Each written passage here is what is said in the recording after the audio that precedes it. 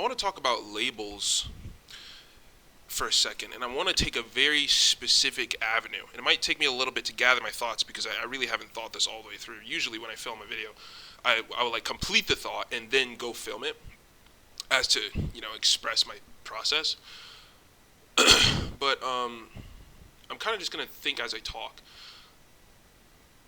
One of the things that I don't like about labels that I'm kind of realizing is that people often put themselves into categories. For example, black, white. There's the debate if a mixed person is black or not. Depends on how mixed they are. You know what I mean? Depression is a label. Schizophrenic is a label. Autistic is a label. Disabled is a label. And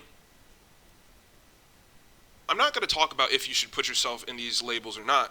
I'm going to talk about how to handle self-identification on your own. Because a lot of the times, dealing with these labels, because a lot of the times, a lot of these I'm going to say labels maybe 150 fucking times, but a lot of these labels are a divergence from the mean.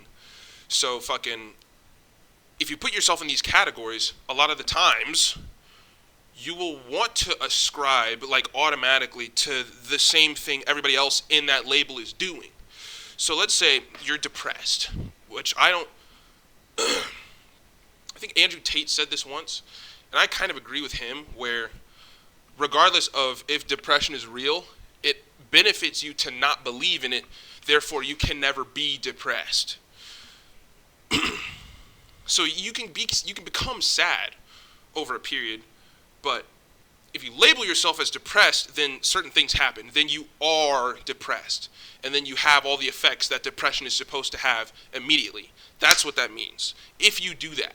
So when I get sad, when I get like really, really sad, I go, okay, what is the fucking problem? I'm not depressed. I'm just going through something. I'm going to figure this the fuck out. And then I figure it out. So if you label yourself as depressed, this is an example. You could do this with anything. If you label yourself as depressed, then you'll probably, I'm assuming, but I feel like more often than not, people will try to fix that with things that have worked for others and not necessarily for themselves, because you're not anybody else. You are you. So it's like, yeah, you may have certain attributes that this fucking label might carry with most of the people that associate with it.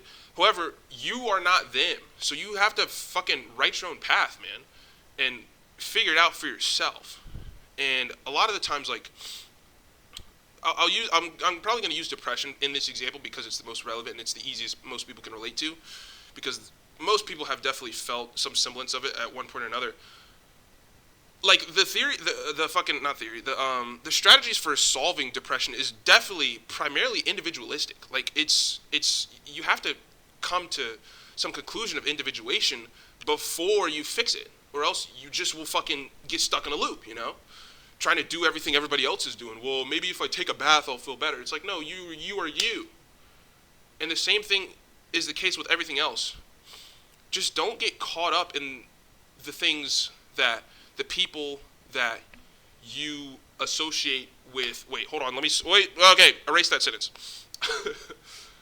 Don't fucking, try not to, damn, this is going to be difficult to say. Again, I'm thinking as I'm talking.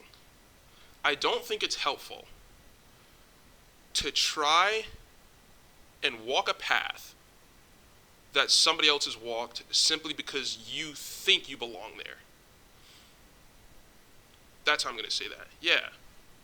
Maybe if you want to take a step back and pick up a flower, fucking do that. But just because the guy in front of you didn't doesn't mean you can't. You know what I'm saying?